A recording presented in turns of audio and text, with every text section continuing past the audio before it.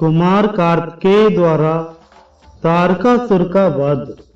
जब रण क्षेत्र में भगवान शिव के पार्षद मारे जाने लगे, तब भगवान विष्णु ने शंकर जी के प्रिय पुत्र कुमार कार्तिकेय से हंसकर कहा, कृतिकानंदन, तुम्हारे सिवा दूसरा कोई ऐसा वीर नहीं है जो इस पापी तारकासुर का वध कर सके, अतः तुम्हें ही इसका संहार करना चाहिए। कार्तिकेय बोले, भगवान, यहाँ कौन अपने हैं और कौन पराए, इसका मुझे कुछ भी ज्ञान नहीं है। यह सुनकर देव ऋषि नारद ने कहा, महाबाहो, तुम भगवान शंकर के अंश से उत्पन्न कुमार हो, इस जगत के रक्षक और स्वामी हो, देवताओं का सबसे बढ़कर सहारा देने वाले भी इस समय तुम ही हो। वीरवर तारकासुर ने पहले बड़ी उग्र तपस्या की थी, उसी के प्रभाव से उसने देवताओं पर विजय पाई है, स्वर्गलोक को जीत लिया तथा अजेयता प्राप्त कर ली है। उस दुरात्मा ने इंद्र और लोकपालों को भी परास्त किया है तथा तीनों लोग अपने अधिकार में कर लिए हैं। वह धर्मात्माओं को सताने वाला है, अतः तुम्हें उसका वध अवश्य करना चाहिए। आज तुम ही रक्षक होकर सबका कल्याण करो। नारद जी की बात सुनकर कुमार कार्तिकेय बड़े जोर से हंसे और विमान से उतरकर पैदल चलने लगे। अपने हाथ में बड़ी भारी उल्का के समान दैदीप्यमान और अत्यंत प्रभावशालिनी शक्ति लेकर जब वे रणभूमि में पैदल ही दौड़ने लगे, उस समय बलवानों में श्रेष्ठ तथा अत्यंत प्रचंड उस बालक को आते देख तारकासुर कहने लगा, अहो, यह कुमार अपने शत्रुभूत बड़े बड़े दैत्यों का संहार करने वाला है, अतः इसके साथ मैं ही युद्ध करूंगा। अन्य सब वीरों, संपूर्ण गणों, गणाधीशों और लोकपालों को भी मैं अभी मौत के घाट उतारता हूँ। यूं कहकर महाबली तारकासुर कुमार से युद्ध करने के लिए आगे बढ़ा। उसने एक अद्भुत शक्ति हाथ में ले ली। वह इंद्र का अपमान कर चुका था।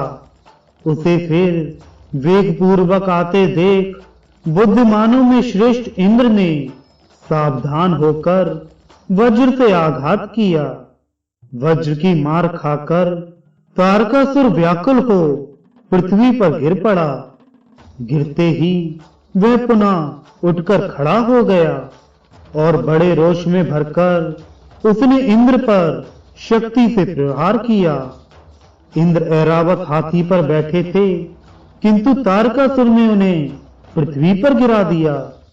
उनके गिरने पर देवताओं की सेना में बड़ा हाहाकार मचा।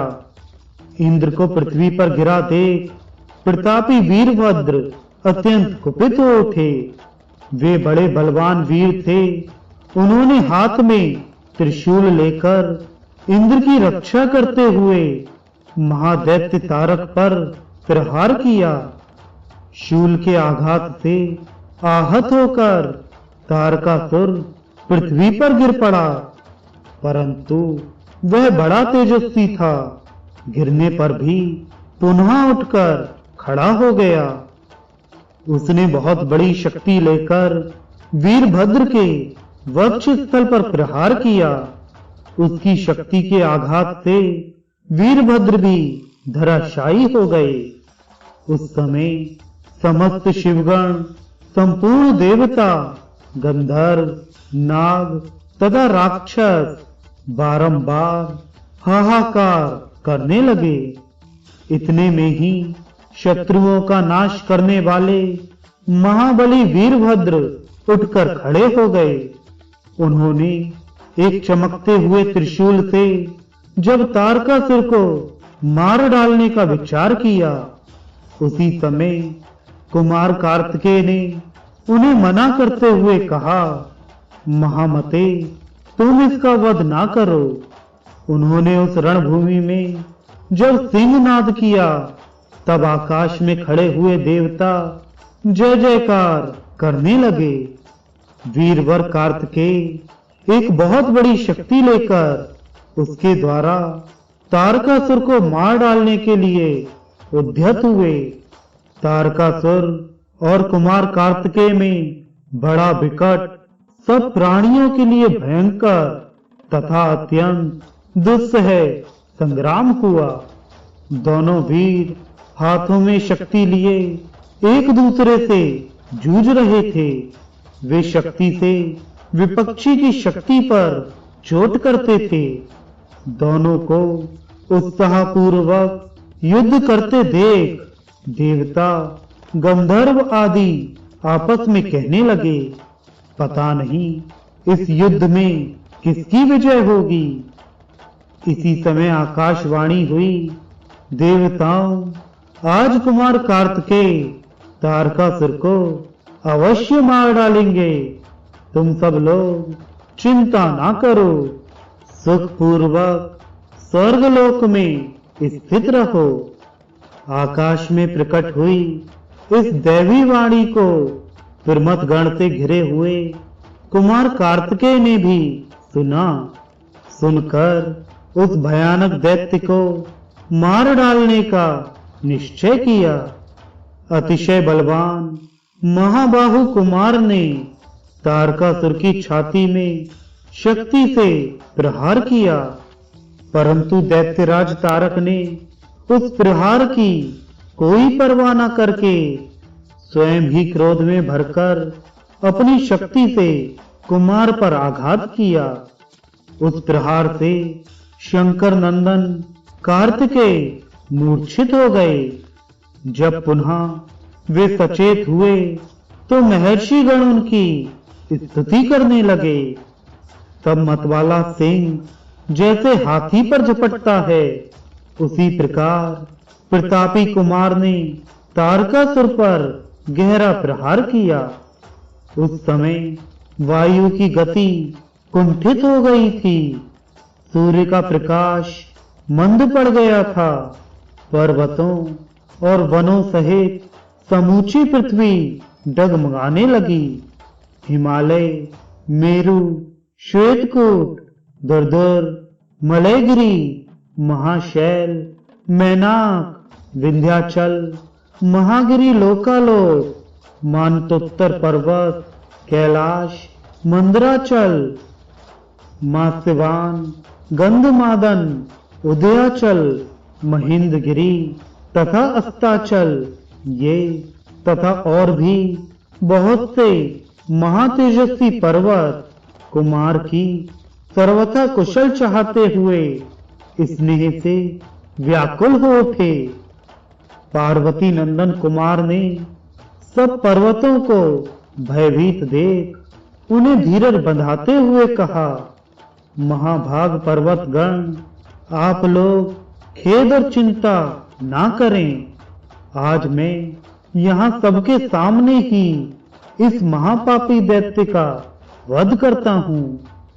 इस प्रकार पर्वतों को और देवताओं को भी आश्वासन देकर शंकर जी के प्रिय पुत्र कुमार कार्तिकेय ने मन ही मन अपने पिता और माता को प्रणाम किया। फिर हाथ में शक्ति ले उन्होंने दैत्यराज तारक पर बड़े वेग से प्रहार किया। शक्ति का आघात होते ही असुरों का स्वामी तारक सहसा धाराशाही हो गया। वज्र के मारे हुए पर्वत की भांति उसका अंग अंग चूर हो गया। कुमार कार्तिकेय के द्वारा तारकासुर बलपूर्वक मार दिया गया। यह देवताओं, ऋषियों, ग्रहकों, पक्षियों, किन्नरों, चारणों, सिद्धों तथा अप्सराओं ने भी अपनी आंखों से देखा। देखकर उन्हें बड़ा हर्ष हुआ और वे सब मिलकर कुमार कार्तिकेय की स्तुति करने लगे। यह घटना देख सुनकर तीनों लोकों के निवासी सहसा आश्चर्यचकित हो उठे। सबके सब आनंद मग्न हो गए।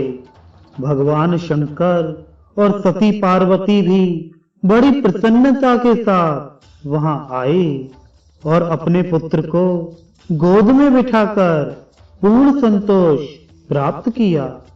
उस समय देवताओं ने भगवान शिव और पार्वती की आरती उतारी।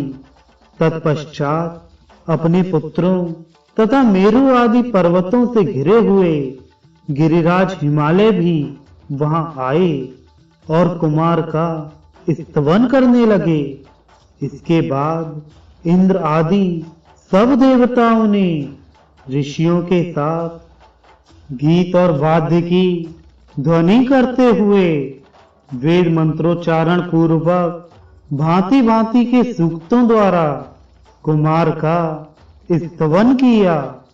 यह कुमार विजय नामक चरित्र अत्यंत अद्भुत है।